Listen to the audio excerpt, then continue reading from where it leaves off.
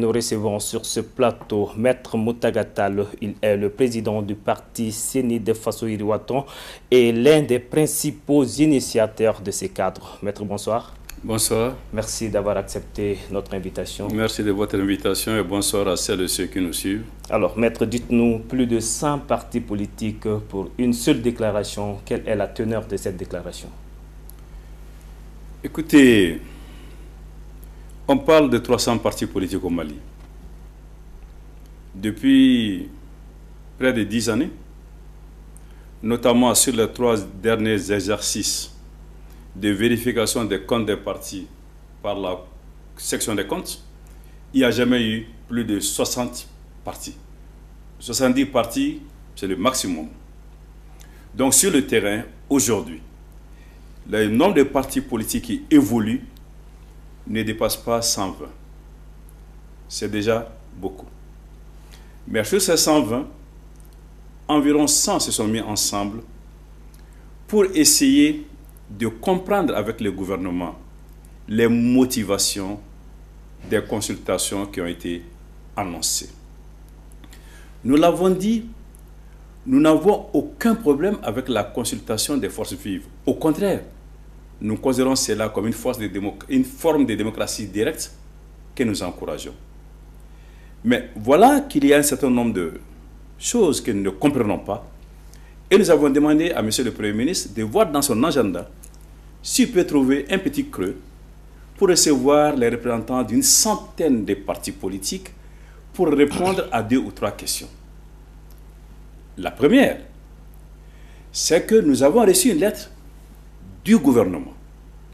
Nous demandons, nous partis politiques, de réfléchir sur la charte des partis politiques et son devenir. Nous avons salué cette initiative du gouvernement. Au lieu d'envoyer des réponses individuelles, nous nous sommes mis ensemble et à 101 partis, nous avons répondu pour dire en substance, nous sommes tout à fait d'accord avec ce que les forces vives du Mali, réunies au sein des Assises nationales de la Fondation, ont demandé et exigé des partis. Nous sommes d'accord sans réserve. Nous avons envoyé cette réponse au ministre délégué que nous avait écrit. Pour nous, il fallait à partir de ce moment nous appeler pour nous dire nous sommes d'accord, nous ne sommes pas d'accord, mais en toute hypothèse, le gouvernement devait connaître de ce document en Conseil des ministres, prendre une nouvelle loi, soumettre au CNT, le Conseil national de transition, qui aurait procédé à des consultations. Mais voilà que le gouvernement, qui n'avait pas cru devoir faire des consultations dès l'entame, décide, cette fois-ci, d'appeler les forces vives. D'accord. Mais le format, c'est 22 personnes par cercle. Et sur ces 22, il y a une dizaine nommées directement par l'administration et 2 par les partis politiques. Nous avons estimé que nous sommes les premiers concernés et qu'il fallait donc que nous discutions et du format et des objectifs. Malheureusement, nous n'avons pas reçu de réponse. Nous ne refusons pas, en fait, de participer. Nous prenons acte de notre marginalisation. C'est tout. Alors, dites-nous, qu'est-ce que vous dénoncez de façon concrète à cette démarche du ministre délégué auprès du Premier ministre? Vous savez, les Assises nationales de la refondation constituent au Mali la légitimité la plus forte en dehors d'un éventuel référendum sur tel ou tel sujet. Les conclusions des Assises nationales de la refondation, on va les appeler ANR pour faire bref, ont été soumises au CNT qui, après adoption, a vu ces textes transformés en programme d'action gouvernemental. Un ministère dédié aux réformes, le ministère délégué qui nous a écrit, a adopté un cadre stratégique de la refondation de l'État. Alors figurez-vous que toutes ces entités, toutes ces institutions ont pris acte des propositions des Assises nationales de la refondation sur les partis politiques. Alors, pourquoi appeler les forces vives dans un format moins important que celui des Assises nationales de la refondation à statuer sur des sujets déjà traités par les ANR? Nous, encore une fois, nous ne sommes pas contre, nous voulons comprendre. Et nous avons été clairs et honnêtes. Nous avons entendu par certaines voix que nous connaissons qu'au terme de ce processus, il faut aller soit vers la dissolution des partis politiques, soit vers la suspension de leurs activités. Nous avons dit, attention, l'État fort, c'est l'État qui respecte les textes, qui respecte sa propre légalité. Alors, il se trouve que la Constitution du Mali prévoit l'existence des partis, protège les partis dans l'exercice de leur mission et sanctuarise le multipartisme avec 3 autres points, pas plus.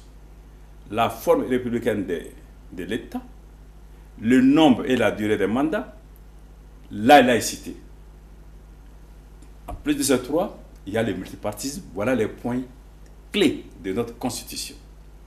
Alors si aujourd'hui, on veut s'amuser à mettre en cause un domaine sanctuarisé par la Constitution, nous, notre rôle aujourd'hui, qui travaillons pour la réussite de la transition, est d'attirer l'attention des gouvernements sur ce qui pourrait être considéré comme une dérive, en disant attention. Mais au-delà de la Constitution, encore une fois, on a organisé des assises toute la transition. J'ouvre la parenthèse pour dire que la Constitution a été adoptée en juillet 2023 sous la transition et à l'initiative de la transition. Tout à fait. Pour ce qui concerne les ARR, les conclusions, c'est clair. Alors, nous savons que nous appartenons. Le Mali est membre de l'Alliance des États du Sahel, l'AES. Nous travaillons à la réussite de l'AES. Mais nous ne sommes pas encore un État unitaire, nous ne sommes pas encore une fédération. Nous sommes 3 États, avec des points communs, aussi des différences. Une des grandes différences, c'est que le Mali a une constitution. Le Niger et le Burkina n'en ont pas aujourd'hui. La constitution a été suspendue. Donc, ces 2 pays ne sont pas liés par des exigences constitutionnelles sur la vie des partis politiques. Secondement, au Niger et au Burkina, les assises ont réclamé la dissolution des partis politiques. Au Mali, les assises ont acté l'existence des partis politiques et ont même indiqué des moyens d'amélioration de leur vécu. À partir de ce moment, il y a des choses qui se ressemblent, mais qui ne sont pas les mêmes. Donc, cette volonté de faire dire à des personnes désignées dans les conditions que je vais les définir qu'il faut aller dans tel ou tel sens, si c'est vrai, il faut arrêter. Si ce n'est pas vrai, il faut nous le dire. C'est pour cela qu'on a demandé à voir M. le Premier ministre. Alors, à supposer que c'est vrai, si c'est le cas, quelles sont les dispositions que vous comptez prendre pour empêcher cela? Vous savez, c'est moi que vous avez invité ici, on peut tout reprocher à Metal, sauf le fait qu'il a fait tout ce qu'il peut pour que la transition soit une réussite et qu'il continue à faire tout ce qu'il peut pour que la transition soit une réussite. Moi, je ne désespère pas que notre voix soit entendue, que notre message soit compris et que nous puissions nous asseoir pour éviter au Mali un nouveau sujet de friction, pour éviter qu'il ne soit ouvert un nouveau front. Nous en avons suffisamment, autour desquels nous devons travailler. Et c'est ce que nous avons dit aujourd'hui dans notre déclaration, que ce que nous voulons, c'est la paix sociale, c'est la cohésion, c'est la réussite de la transition, c'est le dialogue. On ne peut pas demander tout cela à un gouvernement et s'attendre à ce qu'il laisse les portes closes Moi, je suis un optimiste impénitent et je pense qu'on va parler et s'entendre sur cette question cruciale. Alors, maître, vous l'avez dit à le dire, vous êtes d'accord pour la réduction du nombre de partis politiques. Alors, comment vous comptez y procéder? Mais nous avons dit qu'il faut s'asseoir pour en parler, mais ce que nous avons dit, c'est qu'il faut éviter de toucher au multipartisme intégral dans son principe. Vous comprendrez que moi qui étais là, à la tête des manifestations avec d'autres, en 1990-1991, qui avons laissé sur les carreaux 200 morts pour le pluralisme politique au Mali, je serais en deçà de tout si je vois des atteintes contre le multipartisme. Mais on peut, dans les cadres du multipartisme, légiférer et dégager des critères qui incitent au regroupement entre les partis politiques, qui rendent un peu plus difficile les conditions de création des partis politiques, qui rendent un peu plus dur le contrôle que l'on exerce sur les activités des partis politiques. Tout cela mis bout à bout va amener les partis politiques à comprendre que pour leur bien, pour le bien du Mali, pour le bien de notre peuple, il faut se mettre ensemble. Et ces propositions, nous les avons mises sur la table. Elles peuvent procéder de la représentativité, des résultats des élections ou d'autres processus que nous ne refusons pas, mais discutons. Alors, maître, nous arrivons au terme de cet entretien. Est-ce que vous avez quelque chose à ajouter? Je voudrais inviter le gouvernement à ne pas écouter les va-t-en-guerre qui disent les mots du Mali, ce ne sont que les partis politiques.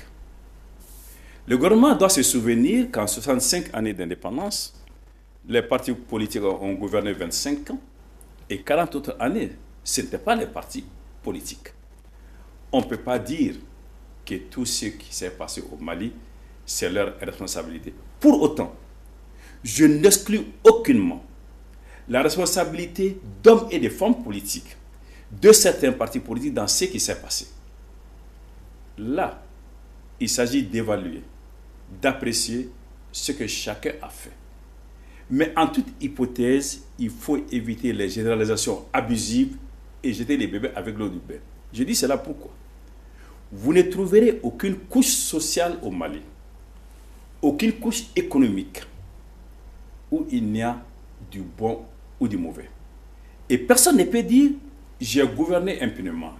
À la fin de gouvernance, il y a les acquis, il y a les insuffisances.